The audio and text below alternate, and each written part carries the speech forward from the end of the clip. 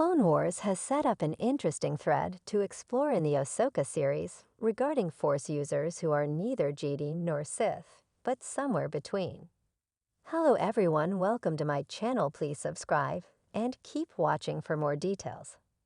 The expansion of the Force in Star Wars Rebels goes beyond the Sith and Jedi, introducing other Force wielders like the Night Sisters and the Mortis gods. Dave Filoni, the creator of Rebels, aims to be truer to the nature of the Force, emphasizing that it exists apart from the Jedi and the Sith. Ahsoka further explores this idea by introducing Sabine Wren as a non-Jedi character who begins training in the Force, reflecting George Lucas's belief that the Force does not belong exclusively to the Sith or the Jedi.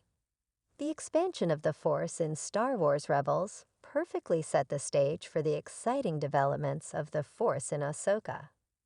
With Rebels, Dave Filoni reinforced that the Force goes beyond a power only accessible to the Sith and the Jedi. In the Rebels episode, Trials of the Darksaber, Canon Jarrus explains, "The Force resides in all living things, but you have to be open to it." This builds upon a long history in the Star Wars franchise of Force wielders who are neither Sith nor Jedi. In fact, two major examples of these Force wielders are featured in Ahsoka, the Night Sisters and the Mortis gods. In an interview about Rebels Season 4, Filoni made it clear that this expansion was not only intentional, but also an opportunity to be truer to the nature of the Force via IGN. "I got a little bit more into what I believe is the living Force that we used to talk about, and somewhat the Force that's all around us, the Force of nature. A lot of people focus on the light side and dark side through the Jedi or the Sith, which is those people taking the Force and using it for their own will, sometimes selflessly and sometimes selfishly. But it's a little bit different, and understanding the idea that the Force exists apart from the Jedi and the Sith. They don't have sole dominion over it, and so I was bringing some of those ideas a little bit further out into the open that we had dealt with George on the Mortis trilogy and then the Yoda arc in Clone Wars. The Mortis gods are introduced in the third season of the Clone Wars series.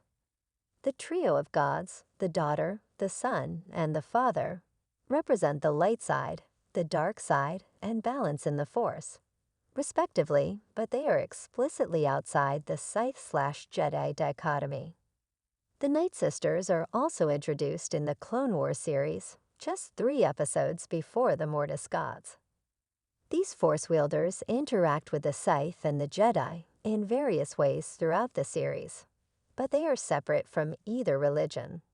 Rebels built upon this awareness of other Force users, and Ahsoka took that one step further.